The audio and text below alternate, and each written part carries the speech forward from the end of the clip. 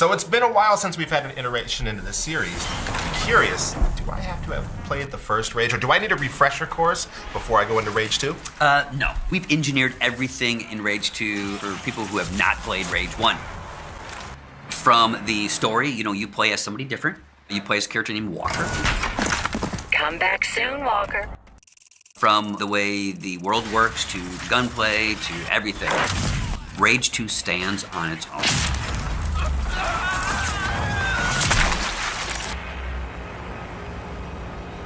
So the world of Rage 2, it's kind of changed from the first Rage, and it looks more vibrant, it looks more beautiful. Tell me what went into creating this post-apocalyptic wasteland. So we really wanted to evolve the wasteland in Rage 2. We wanted to get away from just a desert. In the original Rage, it was very brown and dusty and desert-like, where in Rage 2, as you can see, there's forests now growing, and we have swamps and lakes and things. Yeah, so we really try to make the world a little more fun. And, because the apocalypse should be fun. The apocalypse should be fun. This is post-apocalypse.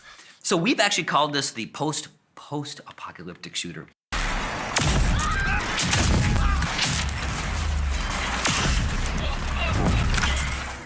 Those worlds, of course, are immensely beautiful, but they're active, they're dynamic. What have you guys put into Rage 2 to make that world really feel alive and to change your kind of playing experience?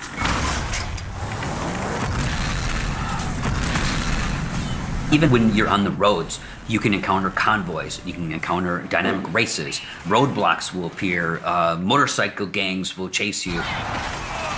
And then we also have things that are more than just your linear missions, where we have Mutant Bash TV, where it's a game show where you kill mutants, and of course a whole racetrack. So we really tried to make the world dynamic and to pack it full of fun things to do. All right, well, obviously there's a ton of different environments in this world. There are a ton of different vehicles, but there's one thing that I expect from it, and that's a ton of different weapons, and also a ton of different abilities. So I'm gonna ask you two things here. Tell me about the weapons. That's the easy question. The hard question, and there's only one right answer. Is there a BFG hiding somewhere in this game? Yes. Rage 2 does have a BFG 9000. It would not be an id Software game, in my opinion, if we did not have a BFG. And of course, our other weapons are everything you expect, from shotguns to machine guns to sci-fi weapons like, the hyper cannon, which is like a railgun. And then, of course, the active abilities, slam and shatter and vortex grenade. You have successfully installed ID accession, slam. Here you can see I can use my slam. That's one of my favorite abilities. If you look in the lower left corner of the screen, you can see I have four kind of nanotrite abilities that I can use. The shatter, where I can send enemies flying. Okay. I have a vortex grenade. I can throw that down, and I can jump up the air with that. And I can, of course, throw down a barrier. Using those with the cool weapons, you can really add a lot of variety and your own kind of style to the combat.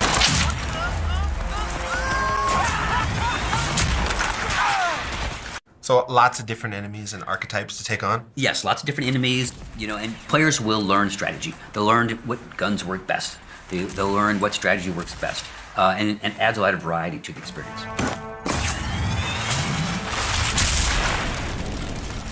All right, Tim, when I pick up my copy of Rage 2, I want to know what's the first thing that I need to seek out? What's the first thing that I should find? So what I tell people is the most important thing about Rage 2 is finding arcs. Arcs are these kind of sci-fi tombs that are buried under the ground. And in these arcs are all your active abilities and your weapons. Security scanning complete. Mr. President, welcome to ARC 422A. Look for arcs, talk to people in the world. They may know where arcs are located, and you find them and you uncover the goodies. All right, Tim, well, I got to think.